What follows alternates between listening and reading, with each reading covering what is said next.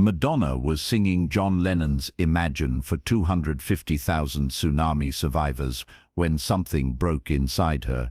She stopped mid-song, unable to continue. What happened next made the entire world cry. January 15, 2005, Tsunami Aid, a concert of hope. The concert was being broadcast live to over 2 billion people across the globe, the largest television audience for a benefit concert since Live Aid 20 years earlier. On stage in Cardiff, Wales, some of the biggest names in music had gathered for one purpose: to raise money for the survivors of the deadliest natural disaster in recorded history. 3 weeks earlier, on December 26, 2004, a massive earthquake under the Indian Ocean had triggered a tsunami that killed over 230,000 people across 14 countries. Entire villages were wiped off the map. Families were torn apart in seconds. Children were swept from their parents' arms and never seen again.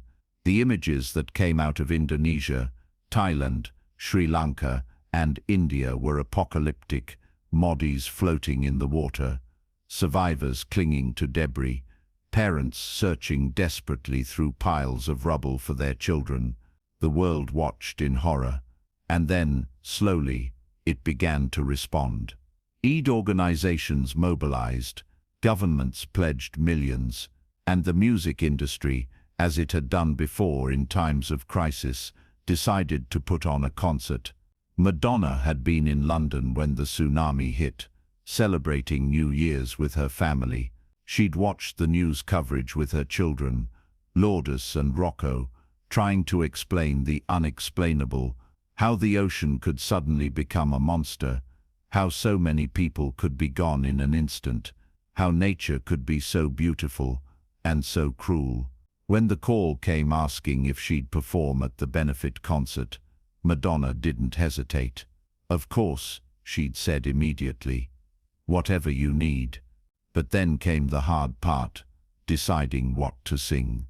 Her team suggested Like a Prayer or Live to Tell, songs that were already associated with emotional moments, songs the audience would know and love.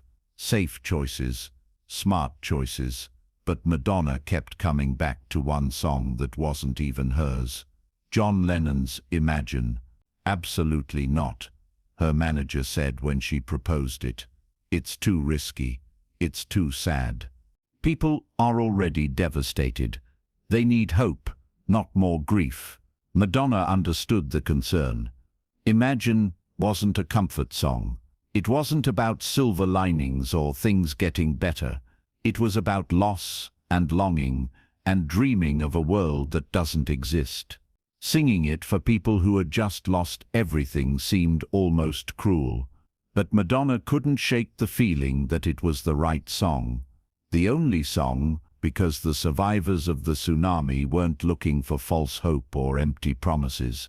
They were looking for someone to acknowledge their pain, to sit in the grief with them, to say, I see you, I see what you've lost, and I'm not going to pretend it's okay. So against everyone's advice, Madonna chose Imagine. The concert itself was massive. Elton John performed. Eric Clapton played guitar. Mariah Carey sang. The lineup was a who's who of music royalty, each artist giving their time and talent to help people half a world away. Madonna was scheduled to perform near the end of the show. As she waited backstage, she watched the other performances on a monitor. She saw the footage they were showing between sets, the devastation, the survivors, the children. So many children. There was one image that Madonna couldn't stop thinking about. A photograph of a little boy, maybe 3 years old, standing alone in the ruins of what had been his village. He was covered in mud, crying, reaching for someone who wasn't there anymore. The caption said he'd been found like that, calling for his mother, not understanding that she was never coming back. Madonna looked at that photo and thought of her own children, safe and loved and alive. The guilt of that safety was overwhelming. Why did her children get to be okay when this little boy's world had ended? There was no answer to that question. No reason, no fairness, just random, terrible luck. When it was time for her to go on, Madonna walked to the stage in a simple black dress, no elaborate costume, no dancers, no spectacle, just her, and a piano, and a song that felt too big for any one person to sing. The crowd in Cardiff was huge, 60,000 people packed into Millennium Stadium, but Madonna knew the real audience wasn't there. It was the survivors watching from refugee camps and temporary shelters across Asia. It was the families who'd lost everything watching on small televisions in aid stations. It was the people who needed to know that the world hadn't forgotten them. Madonna sat at the piano. The arena went quiet, and she began to play the opening chords of Imagine. Her voice, when she started singing, was different than usual, softer, more vulnerable, less performance, more prayer. She sang about imagining a world without divisions, without loss, without pain. And as she sang, images appeared on the giant screens flanking the stage, not of destruction this time, but of people, survivors, children who'd lost parents, parents who'd lost children, people helping each other from the rubble, strangers becoming family because family was gone. Madonna made it through the first verse. Her voice held steady, controlled, professional. She'd performed thousands of times. She knew how to keep it together, but then she looked up at those screens. Really looked at them, and she saw a woman holding a photograph of her daughter. The woman was standing in what used to be her home, nothing left but a concrete foundation, and she was holding this photo like it was the most precious thing in the world, because it was all she had left.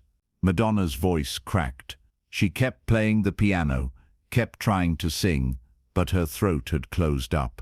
The words wouldn't come. She stopped mid-verse, her hands freezing on the keys, and just sat there, unable to continue.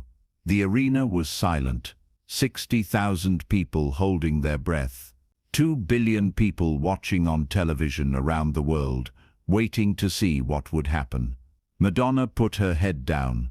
Her shoulders started shaking. She was crying, and not the delicate, camera-ready tears of a performer. These were the ugly, gasping sobs of someone who'd been holding something in and couldn't anymore.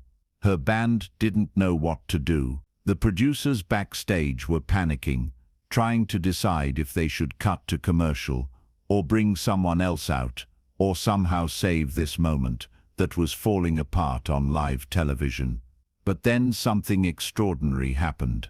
The crowd started singing, not loudly, not as a performance, but quietly, gently, picking up the words where Madonna had left off. 60,000 voices joining together, singing John Lennon's song about imagining a better world. Madonna heard them. She lifted her head, tears streaming down her face, and listened to the crowd carrying the song for her. And slowly, gradually, she began to sing again. Her voice was broken and raw, and nothing like the polished pop star she usually presented to the world. But it was real, achingly, devastatingly real. She sang the rest of the song with the crowd, all of them together, and when she got to the final verse, Madonna changed something. She stood up from the piano and walked to the front of the stage, still singing, and she spoke directly to the camera, to the survivors watching, to the people who'd lost everything.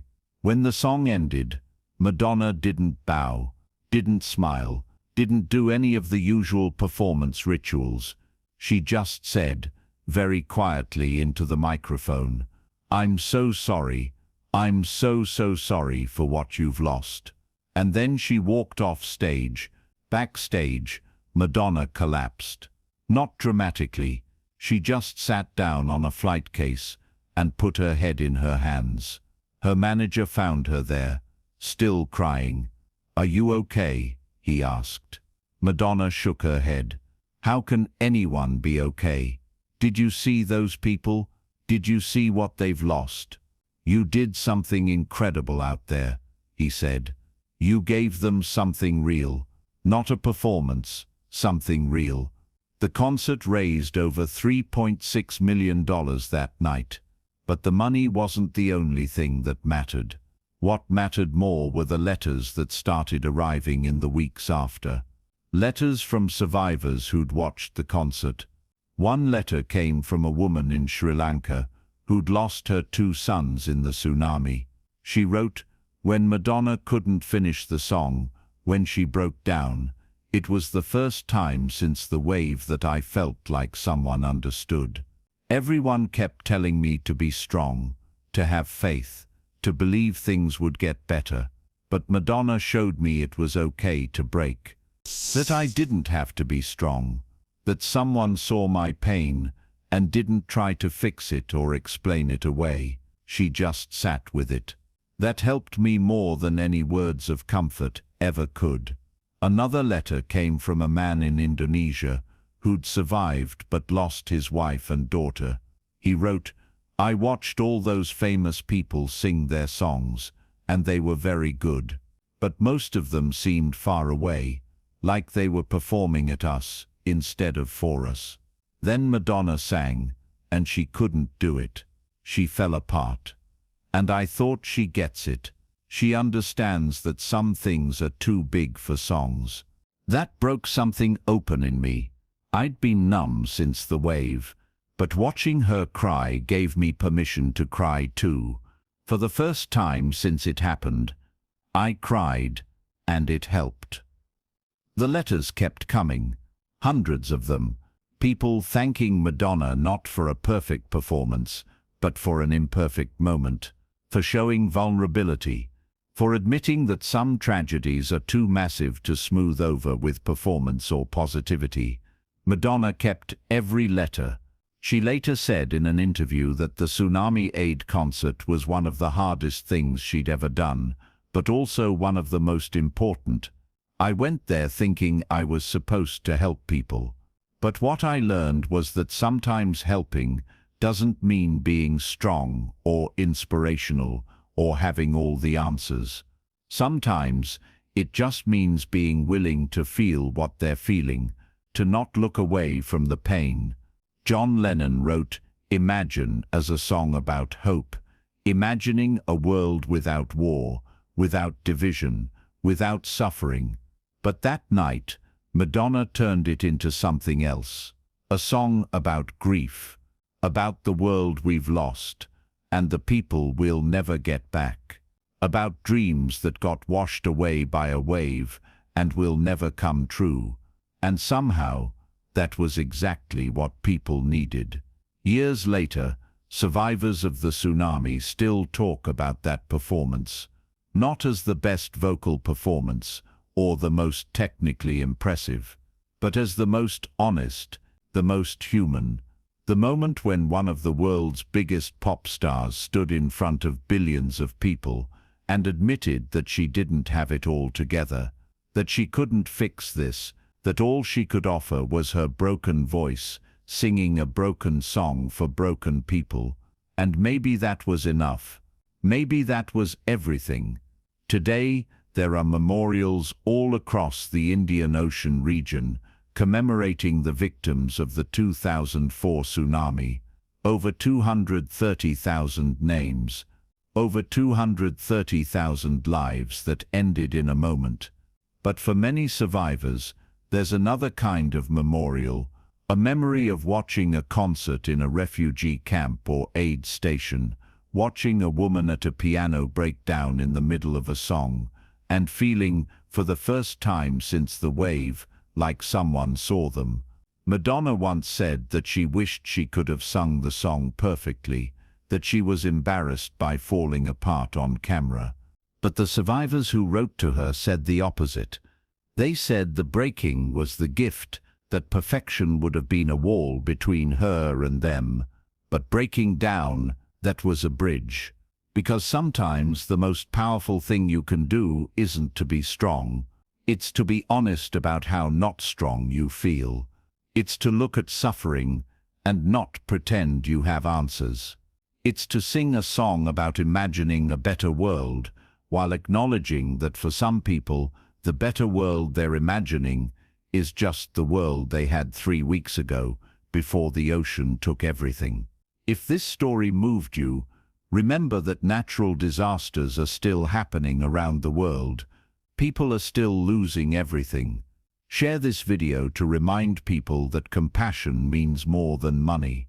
It means being willing to feel what others are feeling. Subscribe for more stories about the moments when performers became human beings. And in the comments, tell us, when has someone's honesty helped you more than their strength? Because like Madonna showed us that night, sometimes the song has to break. Sometimes we all do. And that's not weakness. That's being human.